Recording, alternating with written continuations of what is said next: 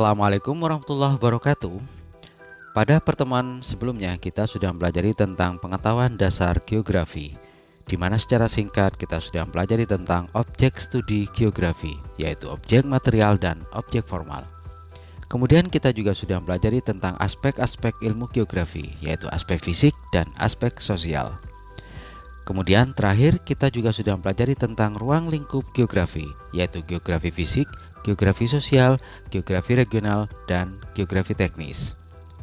Nah, untuk kali ini pada pertemuan kedua kita akan pelajari tentang pemetaan penginderaan jauh dan SIG, yaitu Sistem Informasi Geografis. Peta adalah rupa permukaan bumi yang digambarkan menggunakan suatu sistem proyeksi dengan skala tertentu sehingga dapat disajikan dalam bidang datar. Menurut Perhimpunan Kartografi Internasional, peta merupakan gambaran atau representasi unsur kenampakan abstrak yang dipilih dari permukaan bumi dalam kaitannya dengan permukaan bumi atau benda-benda angkasa. 3 hal penting yang terkait dengan peta yaitu: 1. Ada pemilihan fenomena muka bumi yang dianggap penting sesuai dengan tema dan judul peta. 2. Ada proses pemindahan bentuk muka bumi dalam bidang datar dengan menggunakan sistem proyeksi. 3. Ada proses pengecilan ukuran muka bumi yang sebenarnya dengan menggunakan skala.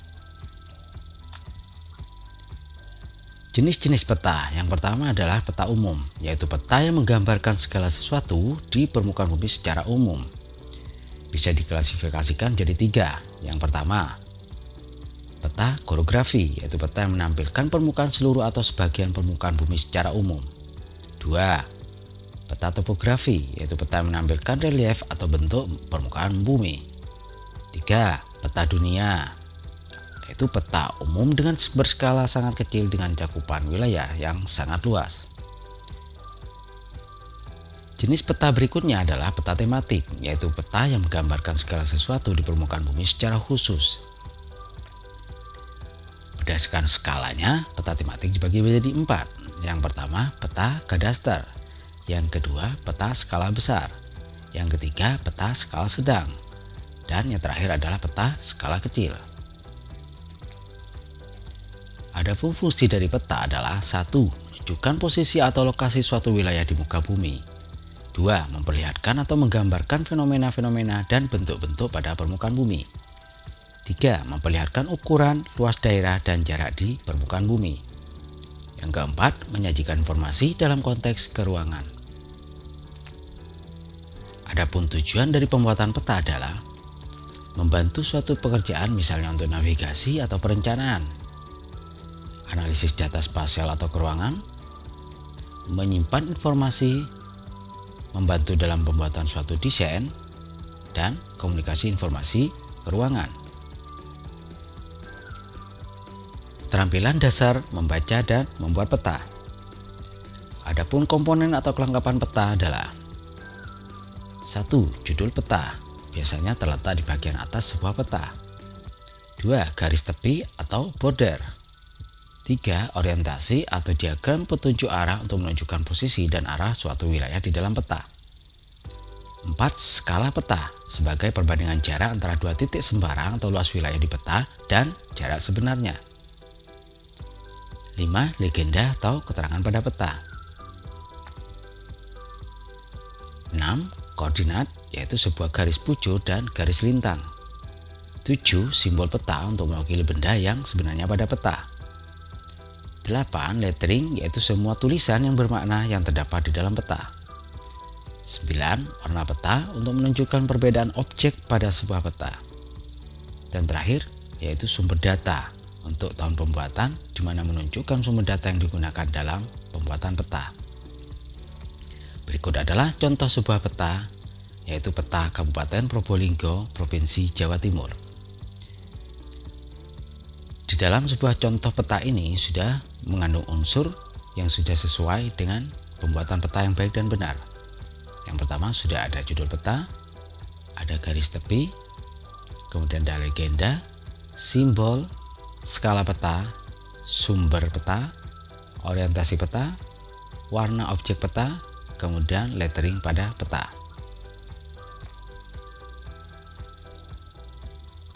Pengumpulan data pada sebuah peta. Jenis data yang digunakan adalah satu, data primer, kemudian data kedua adalah data sekunder.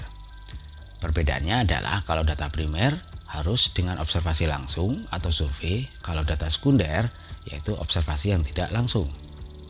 Kemudian pada tahap pemetaan dapat dikerjakan secara manual dan digital. Kemudian pada penyajian petanya bisa menganalisis data yang telah terkumpul dengan komputer. Selanjutnya hasil analisis data tersebut dicocokkan dengan kondisi sebenarnya di lapangan, kemudian dibuatlah sebuah peta. Terakhir, penyajian dalam bentuk grafis. Dilakukan input data yang telah diperoleh di lapangan sehingga pembaca mendapat informasi dalam bentuk grafis. Adapun persyaratan peta yang baik dan benar yaitu: 1. Bentuk-bentuk daerah, pulau, dan benua yang digambarkan pada peta harus sama seperti bentuk aslinya di permukaan bumi. 2. Daerah yang digambarkan harus sama luasnya dengan luas sesungguhnya jika dikalikan di dalam skala peta. 3. Data yang disajikan harus lengkap. 4. Mudah dimengerti. Dan terakhir, peta harus rapi, indah, dan semenarik mungkin. Proyeksi pada sebuah peta, yaitu peta dibagi berdasarkan titik persinggungan, kedudukan sumber simetris, bidang asal proyeksi yang digunakan. Titik persinggungan juga dibagi menjadi 3, yaitu proyeksi tangan, proyeksi scan, dan proyeksi superficial. Kemudian kedudukan sumber simetris juga dibagi menjadi 3, yaitu proyeksi normal, proyeksi miring, dan proyeksi transversal.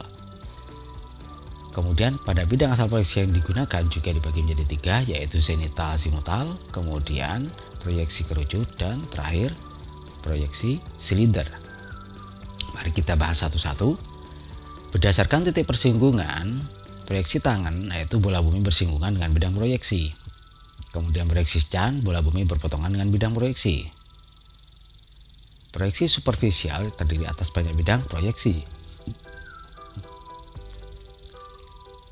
Kalau berdasarkan kedudukan sumbu simetris, proyeksi normal garis karakternya berimpit dengan sumbu bumi. Kemudian proyeksi miring garis karakternya membentuk sudut miring dengan sumbu bumi. Terakhir, proyeksi melintang garis karakternya tegak lurus dengan sumbu bumi. Nah, terakhir, berdasarkan bidang proyeksi, proyeksi azimutal memproyeksikan bola bumi di daerah kutub, ekuator, atau tempat yang terletak antara ekuator dan kutub pada sebuah bidang datar. Kemudian proyeksi silinder memproyeksikan bola bumi pada bidang silinder paling tepat di daerah ekuator dan sekitar ekuator. Kemudian terakhir, proyeksi kerucut yaitu menggambarkan daerah sekitar lintang tengah.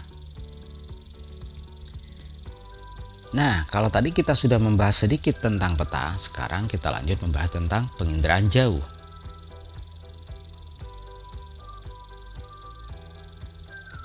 Menurut pakar Eropa, penginderaan jauh adalah ilmu dan seni untuk memperoleh informasi mengenai suatu objek, daerah, fenomena melalui analisis data yang diperoleh alat perekam atau sensor yang menggunakan gelombang elektromagnetik sebagai media perantaranya tanpa menyentuh objek, daerah, atau fenomena tersebut. Kemudian ada juga pakar David Langer juga menyampaikan penginderaan jauh adalah berbagai teknik yang dikembangkan untuk memperoleh dan menganalisis informasi tentang bumi. Paul Gigurin juga menyatakan pendapatnya yaitu penginderaan jauh adalah penggunaan sensor radiasi elektromagnetik untuk merekam gambar lingkungan bumi yang dapat diinterpretasikan agar informasi yang berguna dapat diperoleh. Adapun komponen penginderaan jauh adalah penginderaan jauh merupakan suatu sistem yang melibatkan banyak komponen yang saling terkait. Komponen-komponen penginderaan jauh adalah sebagai berikut. Sumber tenaga alami dalam penginderaan jauh adalah matahari. Untuk menjalankan fungsinya, penginderaan jauh menggunakan spektrum elektromagnetik. Nah, spektrum elektromagnetik yang diterima bumi dipengaruhi oleh atmosfer. Untuk memperoleh data dapat dilakukan dengan cara manual, yaitu menginterpretasikan foto udara atau citra satelit secara visual dan numerik atau digital. Setiap objek memantulkan panjang gelombang yang berbeda sehingga memiliki kenampakan yang berbeda pula pada sebuah sensor. Sensor adalah benda yang digunakan untuk melacak, mendeteksi, dan merekam objek-objek di alam dalam jangkauan tertentu. Kemudian, penggunaan datanya merupakan faktor tingkat keberhasilan dalam penerapan sistem penginderaan jauh. Jenis citra penginderaan jauh.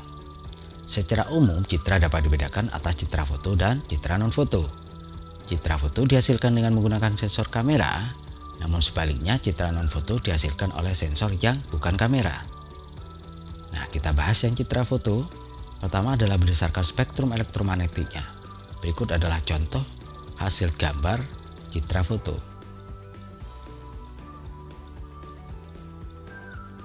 Kemudian berdasarkan sumbu kamera, berikut adalah gambar contoh yang ditunjukkan pada foto vertikal dan foto condong atau miring. Kemudian berdasarkan sudut liputan kamera, berikut gambarnya.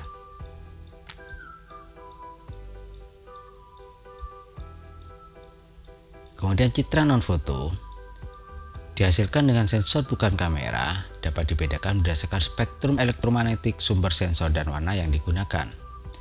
Berikut adalah contoh hasil gambar dari citra non-foto.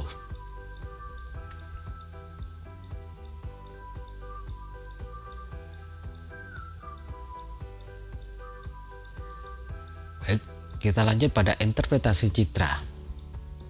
Nah, berikut adalah gambar interpretasi citra.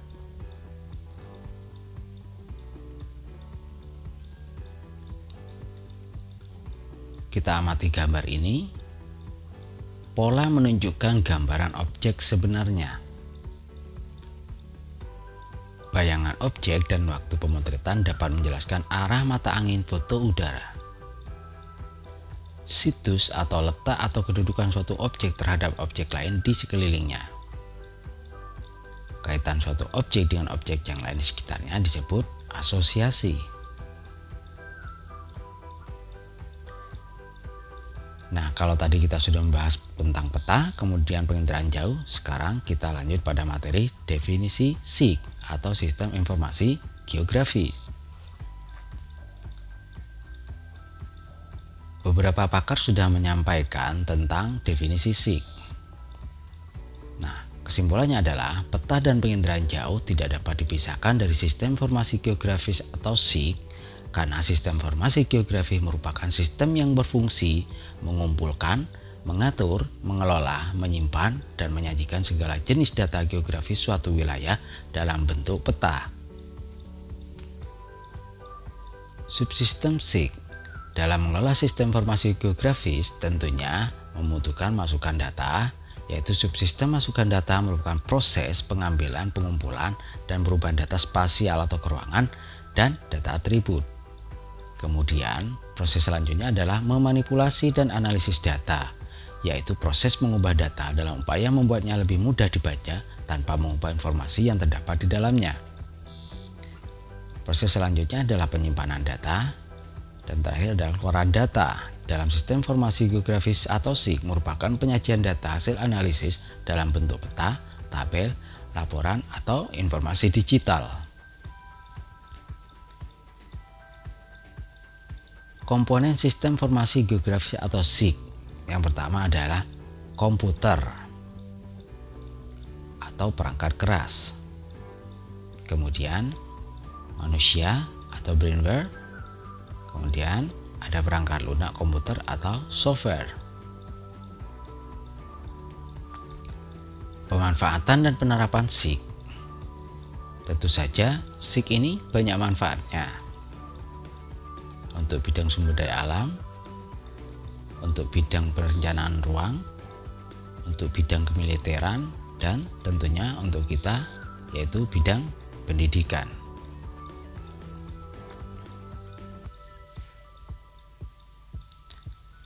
Nah, tadi kita sudah membahas beberapa materi. Yang pertama, pemetaan. Yang kedua, penginderaan jauh. Dan terakhir, SIG atau Sistem Informasi Geografis. Semoga bermanfaat. Kita ketemu pada pertemuan berikutnya. Wassalamualaikum warahmatullahi wabarakatuh.